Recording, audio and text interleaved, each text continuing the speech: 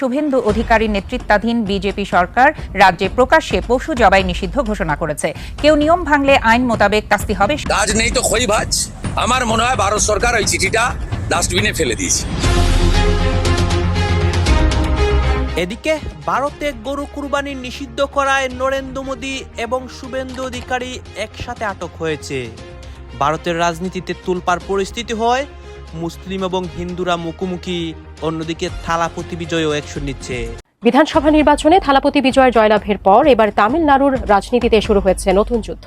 হিন্দু ধর্ম নির্মূল নিয়ে কিন্তু গরুর গোশ না খেলে কি ইমান চলে যাবে? গরুর গোশ খেতে হবে না, কোরবানি হবে না, ইমান চলে যাবে। হ্যাঁ, এ কোন দেশি কথাবার্তা রে? এটা কি ইসলামের বিধান নাকি? ইসলামের বিধান তো এটা নয়।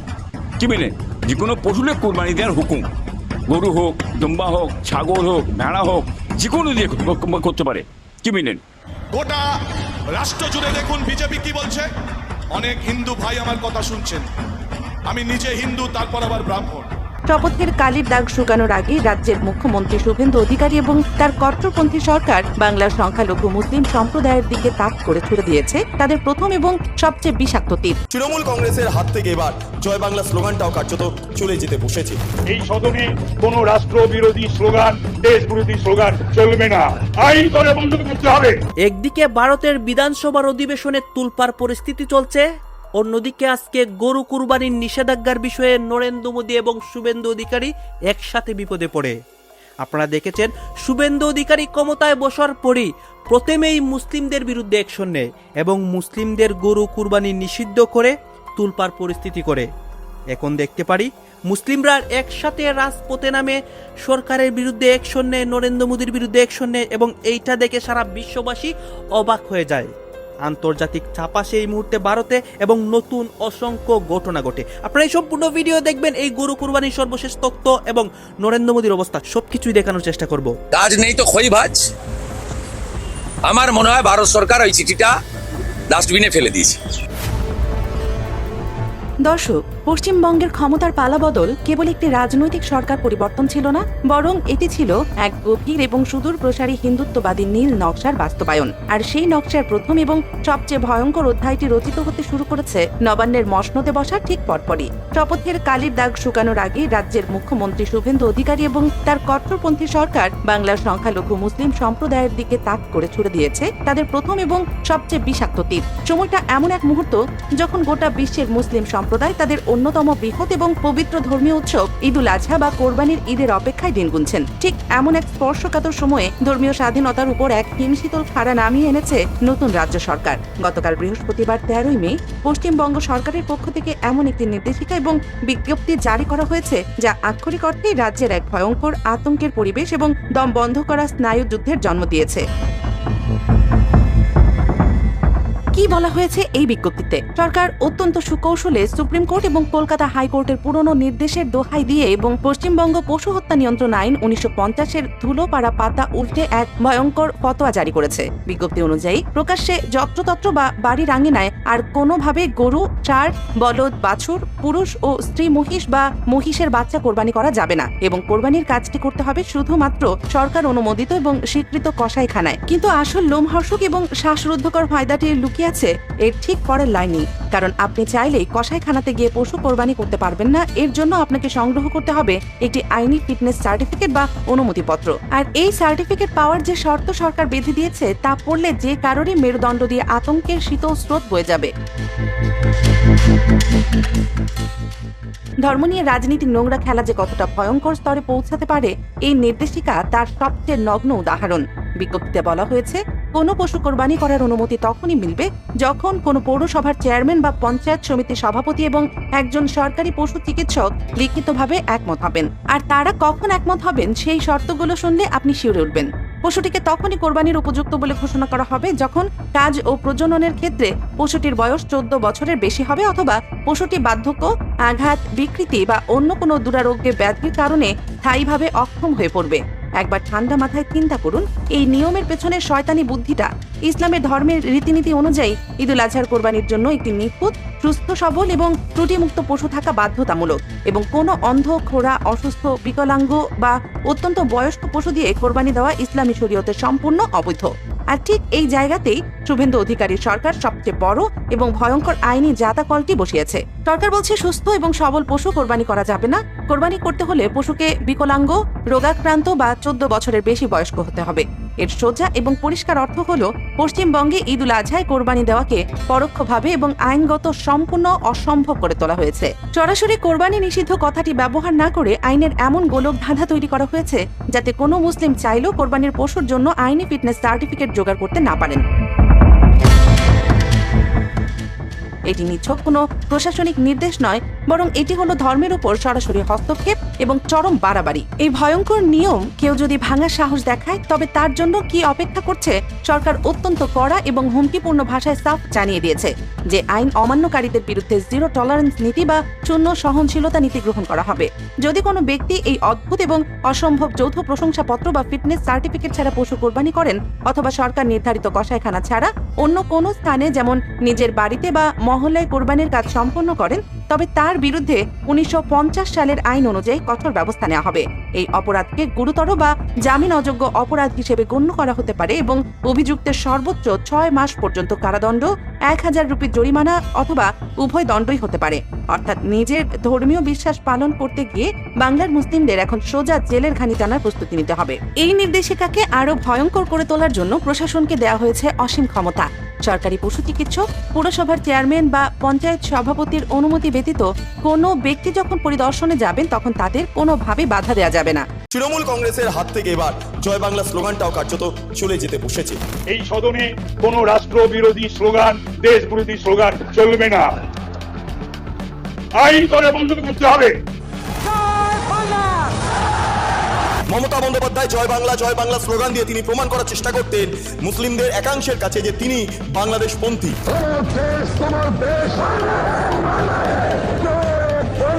কেন আমরা বাংলাদেশি স্লোগান দেবো? যারা এগুলো দেয় তারা বাংলাদেশি, অ্যাকচুয়াল তাদের শরীরের মধ্যে যে রক্ত বইছে বাংলাদেশি রক্ত বইছে, তার জন্য তারা সে অবশ্যই ছাড়তে পারছে না। গোটা বিষয়টা দমন করার প্রচেষ্টা চালাবে বিজেপি সরকার। হ্যাঁ, এটা হওয়া উচিত। তার কারণ অন্য দেশের স্লোগান, আমাদের ভারতবর্ষের এত স্লোগান আছে, বন্দে মাতরম রয়েছে, জয় হিন্দ রয়েছে, সেগুলোকে ব্যবহার না করে জয় বাংলাকে কেন ব্যবহার করা হবে? বামপন্থীদের মাওবাদীদের গড় বানিয়েছিল, তারপরে তৃণমূল এসে সেটাকে জঙ্গিদের গড় বানিয়েছে।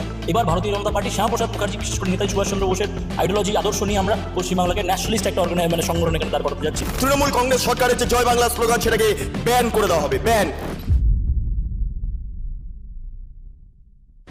জয় বাংলা খেলা হবে, এই সমস্ত স্লোগানগুলো বা মামাটি মানুষ, এগুলো আমাদের ভারতবর্ষের স্লোগান নয়, এগুলো বাংলাদেশের স্লোগান। এবং বিভিন্ন স্লোগান দেশবিরোধী স্লোগান, অনেক ক্ষেত্রে ভারত মাতাকে নিয়ে নানা রকম কটূক্তি, নানা রকম ম্যাপ, এগুলো বিভিন্ন বেরিয়েছে এবং এগুলো দেশবিরোধী কার্যকলাপ। এবং তা আজকে স্পষ্ট করে দিলেন তাপস রায়, এবং তাপস রায় স্পষ্ট এটাও বললেন যে একটা বিল আনা হবে যেখানে এই ধরনের স্লোগানগুলোকে, এই ধরনের কর্মকাণ্ডগুলোকে দেশবিরোধী আখ্যা দেওয়া হবে। ফলে তৃণমূল কংগ্রেসের হাত থেকে এবার জয় বাংলা স্লোগানটাও কার্যত চলে যেতে বসেছে। হ্যাঁ, এতদিন ধরে বাংলাদেশের এই স্লোগানটা ব্যবহার করত পশ্চিমবঙ্গের তৎকালীন শাসক দল তৃণমূল কংগ্রেস।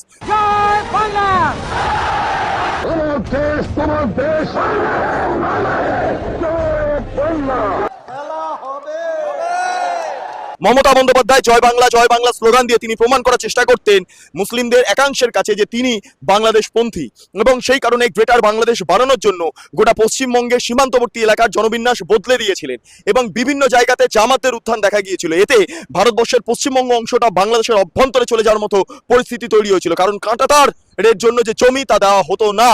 এবং প্রত্যেক কটার মাস্টার মাইন্ড ছিলেন মমতা বন্দ্যোপাধ্যায়। জয় বাংলা স্লোগান দিয়ে তিনি বারবার সেই বক্তব্যটাই পেশ করতেন, সেই মনোভাব পোষণ করতেন এবং তিনি বারবার যেটা প্রকাশ করার চেষ্টা করতেন, মামাটি মানুষ জিন্দাবাদ, জয় বাংলা, তার পাশাপাশি খেলা হবে, এই সব বাংলাদেশি স্লোগানগুলো ভারতবর্ষে চলবে না, পশ্চিমবঙ্গে চলবে না। তার জন্য কড়াভাবে এখন গোটা বিষয়টা দমন করার প্রচেষ্টা চালাবে বিজেপি সরকার। হ্যাঁ, এটা হওয়া উচিত। তার কারণ অন্য দেশের স্লোগান, আমাদের ভারতবর্ষের এত স্লোগান আছে, বন্দে মাতরম রয়েছে, জয় হিন্দ রয়েছে, সেগুলোকে ব্যবহার না করে জয় বাংলাকে কেন ব্যবহার করা হবে?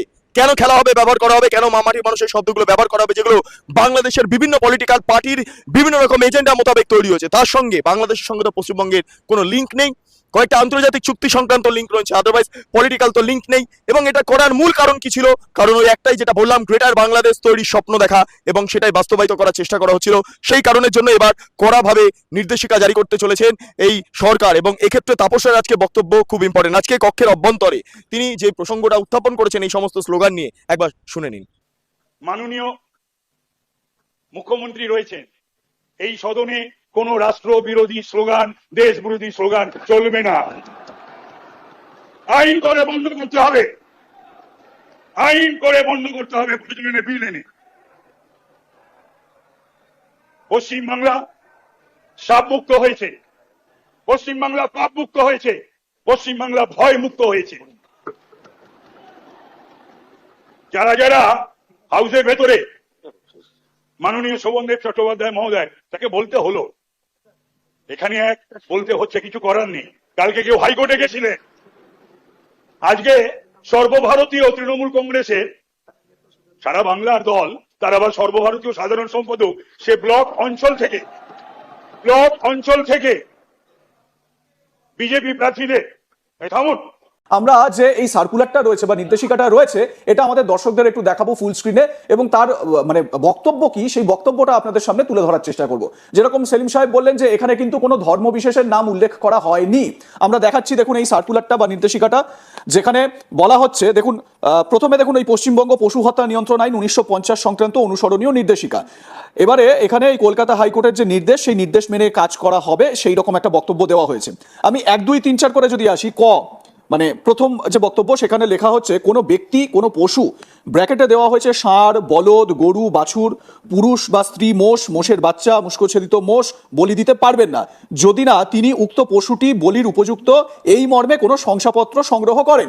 মানে যদি বলি দিতে হয় বা জবাই করতে হয়, তাহলে সেই পশুটি বলি দেওয়ার যোগ্য বা তাকে জবাই করা যেতে পারে এই রকম শংসাপত্র সরকারিভাবে তার কাছে থাকলেই তিনি সেটা করতে পারবেন। প্রথম পয়েন্ট। দ্বিতীয় পয়েন্ট হচ্ছে, কোনো পৌরসভার চেয়ারম্যান বা কোনো পঞ্চায়েত সমিতির সভাপতি এবং একজন সরকারি পশু চিকিৎসক যৌথভাবে পশুটি যে বলির উপযুক্ত সেই সংক্রান্ত শংসাপত্র প্রদান করতে পারেন যদি তারা উভয়ই এই বিষয়ে লিখিতভাবে একমত হন যে কাজ ও প্রজননের ক্ষেত্রে পশুটির বয়স 14 বছরের বেশি, অথবা পশুটি বার্ধক্য, আঘাত, বিকৃতি বা অন্য কোনো দুরারোগ্য ব্যাধির কারণে স্থায়ীভাবে অক্ষম হয়ে পড়েছে।